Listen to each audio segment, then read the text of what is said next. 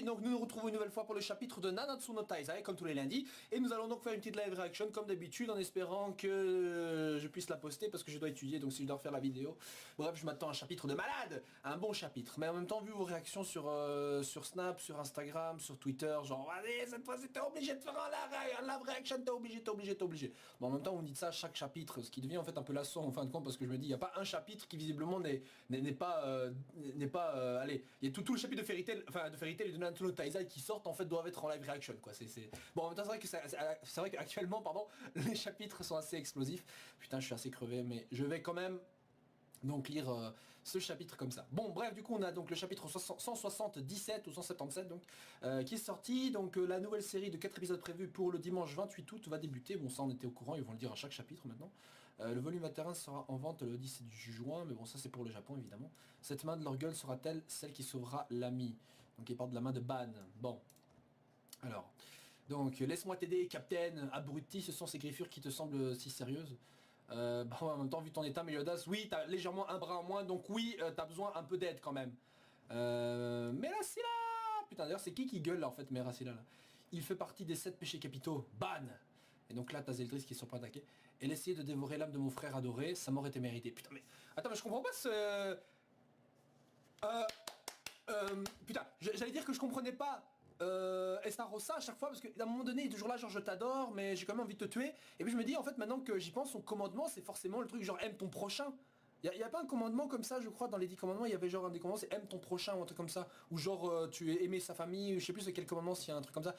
Il faudrait refaire le point d'ailleurs sur les commandements qui existent et le lien qu'ils ont donc avec les membres des 10 commandements. Quel commandement correspond à qui. Bref. Donc Mirassella visiblement voilà, s'est fait tuer définitivement et Estarossa est très content. Je vais essayer de faire attention de ne pas dire Escanor et confondre Escanor et Estarossa, mais c'est parce que souvent comme les deux noms commencent de la même manière, Estarossa, Escanor, voilà, j'ai tendance à parfois les confondre sans faire exprès. Pourtant je sais qui est Estarossa, je sais qui est Escanor, mais voilà, c'est pas fait exprès quoi. Humain, tu as mes plus humbles remerciements, à vrai dire si tu ne l'avais pas fait je l'aurais tué moi-même. Ah bah, ok.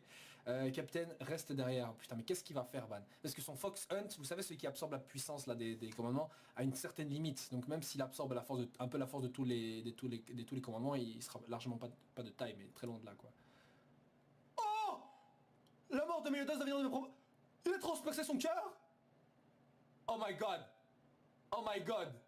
Et genre tranquille en plus Ban il est là, genre non, il reste derrière moi, et Starossa. Attends.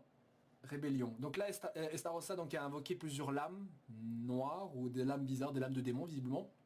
De toute façon, qu'espérais-tu faire en venant ici? Qu'est-ce que tu crois faire, bordel? Vas-y, Ban, son bleu! Fox Hunt.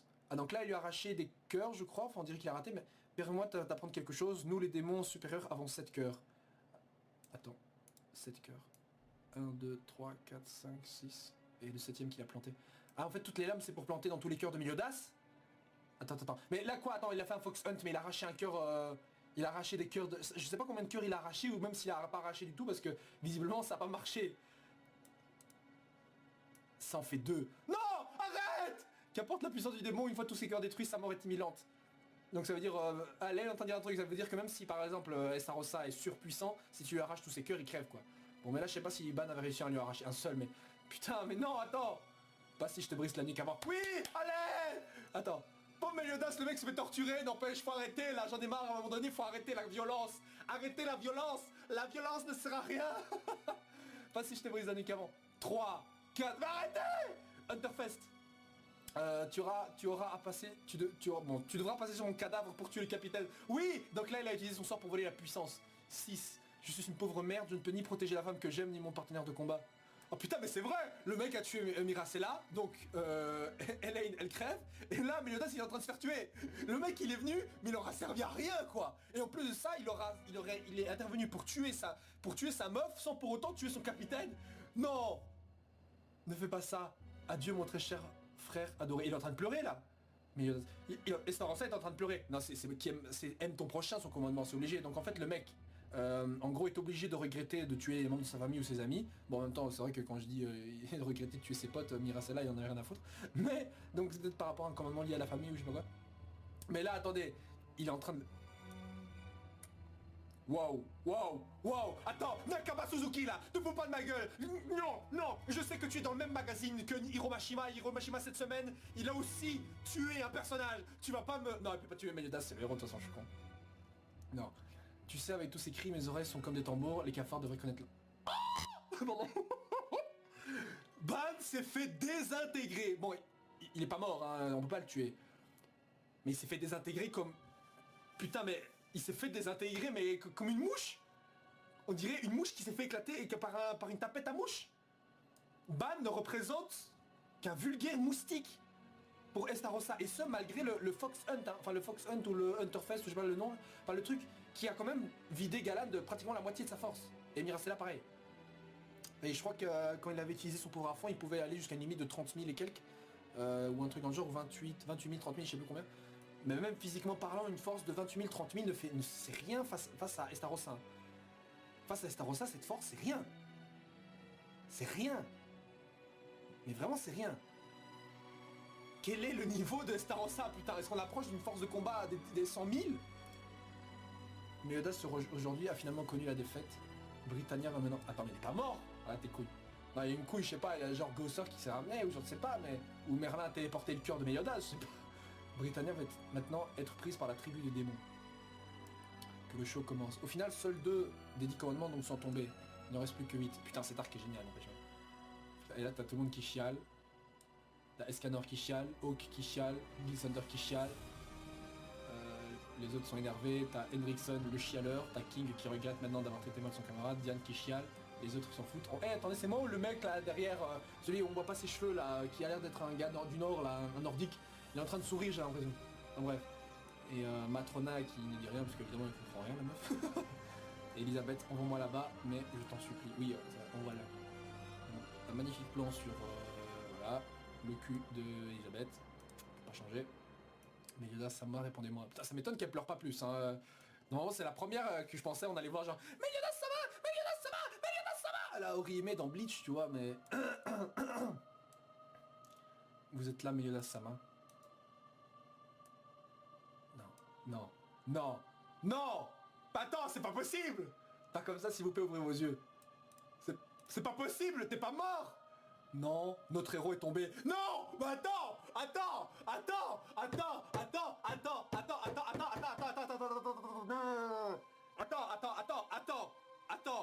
Nakaba, attends, le chapitre suivant, c'est quoi? Britannia s'assombrit. Qu'est-ce qui est écrit? Aussi puissante que soit la magie de la princesse, elle ne peut pas soigner les vivants. Bon, ça, ok. Ces 7 lames sont les signes que le combat à mort est achevé. C'est tout? Oh putain. Nakaba Suzuki aurait-il tué son héros à mi-chemin de l'histoire? Nakaba Suzuki vient-il de tuer son héros au milieu de l'histoire? Bon. Bon, je sais que des shonen par exemple qui ont des histoires où leur héros, je crois, meurt. C'est pas... ça existe. C'est pas impossible. J'ai déjà vu, je pense... Enfin, je connais pas, mais j'ai déjà vu quelqu'un en parler il y a très longtemps. Donc à mon avis ça doit exister. Si vous connaissez des mangas où le héros par exemple est tombé et il est mort au cours de l'histoire, mais définitivement tu vois, n'hésitez pas donc à le marquer en commentaire, ce serait très intéressant et instructif peut-être pour justement nous aider à prévoir la suite de l'histoire. Mais là quand même, Meliodas c'est mort. Il est mort, il est tué. Le tome 10, le volume 21 va sortir ou quoi et le héros vient de mourir. Bon alors, s'il est effectivement mort, alors là chapeau Nakaba Suzuki, ça explique comment pourquoi Meliodas a eu le screen time pour lui, donc en gros qu'il a été mis en avant si longtemps. Bon, maintenant il était posé en 5ème position alors que King, Ban sont les personnages qui sont les plus mis en avant avec Gosser, enfin les plus aimés pardon des fans. Mais non, je peux pas croire à sa mort, c'est pas possible.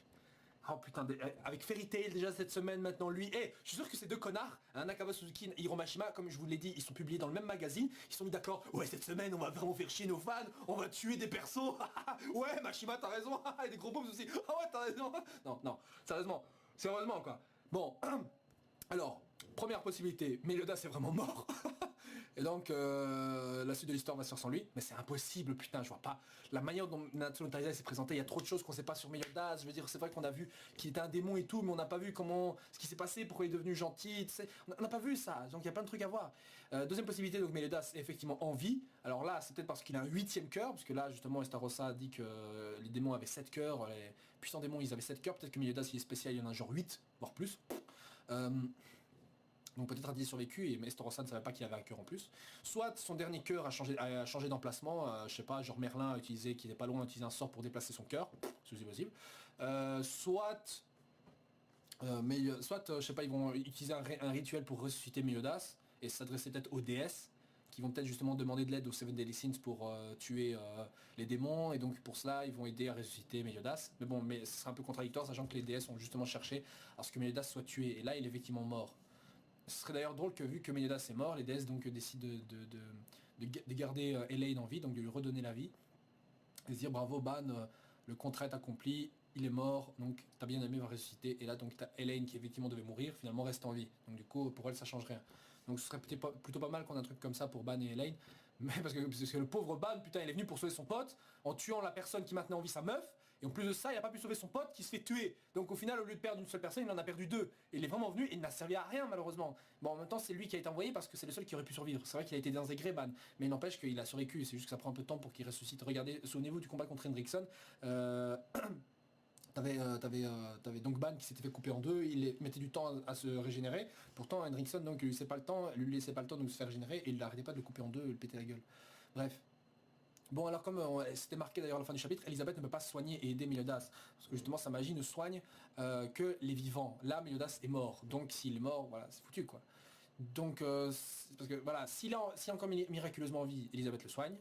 Mais s'il est mort, bah il est mort. C'est tout. Il est mort et donc il y aura un arc peut-être pour le ramener à la vie parce qu'ils ont besoin de lui ou je sais pas quoi. Je ne sais pas si dans la légende arthurienne il y a un truc par rapport à l'au-delà. Si vous y connaissez un peu en légende arthurienne, je sais pas si vous connaissez donc une histoire qui est liée peut-être à l'au-delà, à l'autre monde, tu vois, à l'enfer ou au paradis, je sais pas, peut-être donc ça me donnerait des indices pour éventuellement un arc qui sera mené pour ressusciter Meliodas et donc là tu auras peut-être d'autres commandements qui vont essayer de les arrêter ou quoi. Parce que pour l'instant les méchants donc sont très bien partis. Estarossa il pète la classe, le mec rien ne l'arrête, il est assez nuancé dans le sens où il aime son petit frère, voilà c'est une sorte de Itachi dans Naruto mais qui lui serait resté méchant presque. Voilà. Il faut voir aussi qui est Zeldris maintenant, parce que je veux dire, au moment du flashback avec Estarossa et Meliodas, Zeldris n'était pas là, mais bon, voilà. Donc Zeldris, il a l'âge de Meliodas, il est encore jeune. Pourquoi Zeldris ressemble-t-il autant? Parce que c'est évidemment le petit frère. Certains avaient dit que peut-être Zeldris était la partie maléfique de Meliodas, mais le problème c'est que justement, les clans des démons ne se poseraient pas des questions genre... Enfin, ils se demanderaient pas pourquoi Meliodas est devenu gentil, si justement l'un des leurs est en réalité la partie maléfique de Meliodas. Je veux dire que si c'était le cas, je pense qu'ils auraient compris pourquoi Meliodas est devenu gentil, c'est parce que sa part maléfique est avec eux maintenant, ça c'est logique, tu vois, Zeldris, clairement il sait d'où il vient. Voilà, et puis de toute façon Meliodas avait clairement dit que Zeldris était donc son petit frère, donc pas la peine de dire petit frère quand c'est ta partie maléfique, tu vois. Donc je pense effectivement que Zeldris est donc le frère qui est né après. Alors comme Zeldris ne ressemble que du visage à Meliodas et à Estarossa, enfin à Meliodas surtout, je me dis peut-être donc que Meliodas et Estarossa viennent d'un même père, ou du même mère, et Zeldris l'inverse. Bon, alors maintenant il est sous-entendu éventuellement aussi que peut-être Zeldris, Estarossa et Meliodas sont les enfants du roi démon. Ce qui serait possible, pourquoi pas, en soi c'est sous-entendu sans vraiment être explicite. Maintenant c'est pas obligé d'être, c'est pas forcément le cas hein, bien sûr, mais ça peut être intéressant de voir ça, justement Meliodas, fils du démon, qui s'est entiché d'une humaine, et donc on a Meliodas le gentil, enfin qui était méchant mais qui s'est découvert une part gentille, donc qui pourrait être gentil et méchant, alors que Estarossa et Zeldris par exemple sont nés de mères démons, de femmes démons, enfin de femmes démoniaques, qui fait que justement ils sont purement mauvais. Voilà.